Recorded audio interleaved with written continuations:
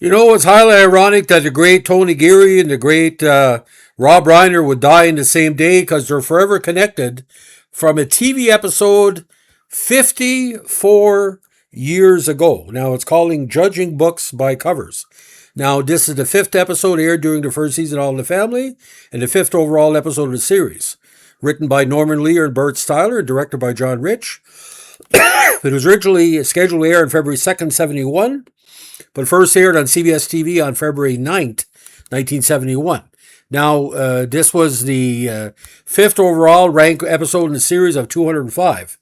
In this one, Archie is irritated at Mike's offbeat friend Roger, played by Tony Geary, whom he thinks is gay, but later gets a shock of his life when he's learned that his friend Steve, a macho former college football hero, is actually gay.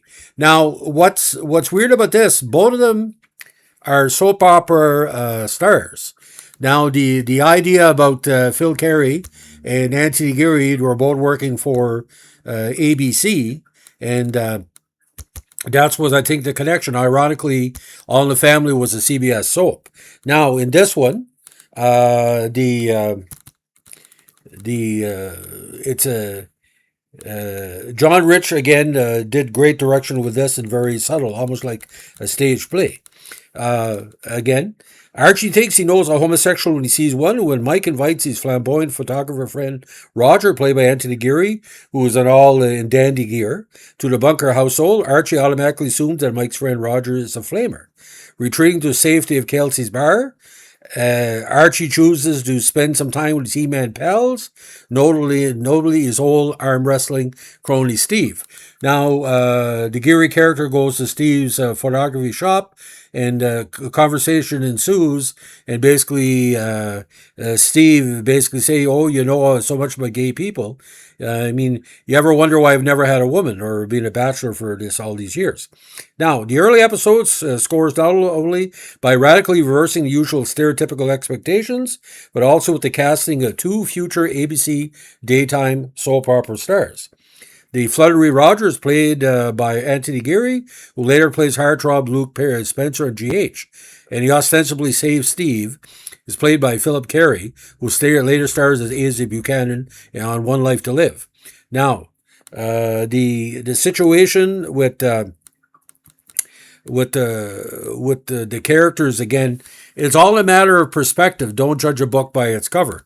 Now, the idea about this episode, why it really works for a lot of people, is that Geary at the time was a kind of an up and coming stage actor. Now, the whole episode is quite interesting because you can't really know, like Archie's character was still being kind of developed. Is he a racist?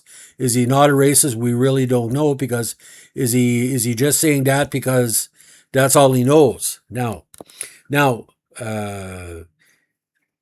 how it worked, ladies and gentlemen. Roger, Mike's friend and a recent college graduate with a degree in photography. The writers deliberately turned it up to 11, exaggerating his character to prove a point. Not all men who act that way are homosexual, especially when he mentions boxing as pugilism, the famous joke. It's not pugilism, it's boxing. Now, ambiguously gay, Archie sure seems to think this about Roger. Now, Roger's obnoxious, offbeat behavior gives Archie the impression that he's gay, but Mike and Gloria are pretty sure he isn't. Now, Steve, I think it's the first time he had a really out character in this way in any type of comedy, reveals Archie that he is gay. The whole point of the episode is seeing through Steve's eyes.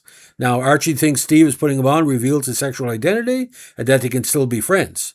Now, Archie thinks he has good gaydar about Roger, and he's got one when he's introduced to Roger. Doesn't work that way. Now, there's a lot of thing going on as well. It's just enough to make Archie call his doctor to refill his blood pressure pills.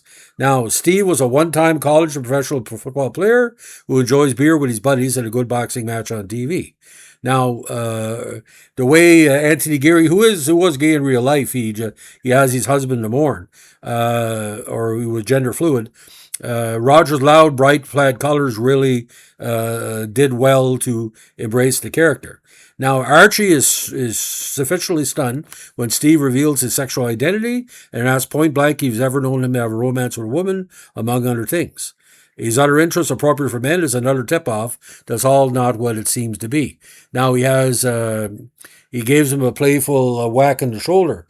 And what's kind of bizarre of the whole episode, ladies and gentlemen, you're seeing the future of soaps. You're seeing One Life to Live and Tony Geary's character.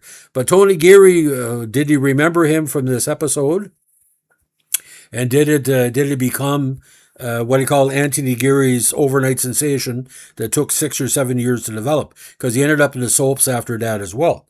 Now, Archie is relatively confused with this episode because you got to understand that he thinks he knows everything what's going on around him. And a lot of people at the time felt he perfectly reflected the Nixon era of bigot, where basically it's it's something that can be understood by the common people.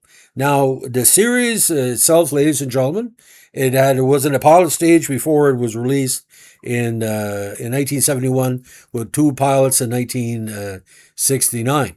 Now, this one, again, February 9th, 71, the previous 4 episodes were quite interesting. Meet the Bunkers, and where Rob Reiner, Gloria's character, are introduced. The second episode, Mike and Archie get into trouble over battling letters to the president. In number 3, Archie hurts his back in an accident while in the cab, so he tries to find a Jewish lawyer in order to collect a lawsuit.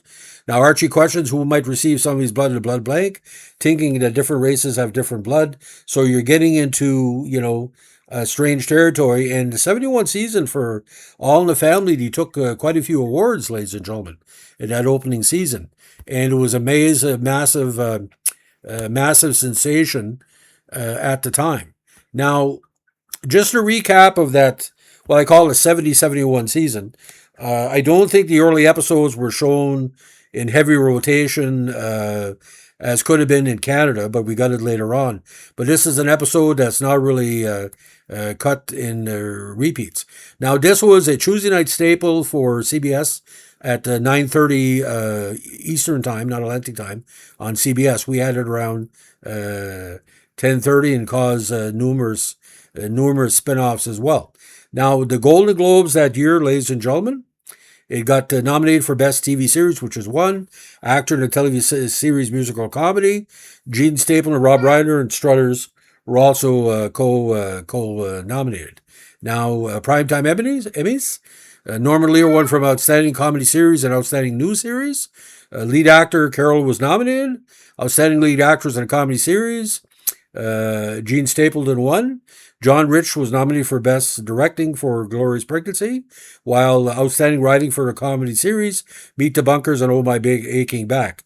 I don't know why this wasn't nominated, but it hit out of the park. And Rob Reiner got his first Emmy nomination for Outstanding Supporting the next year.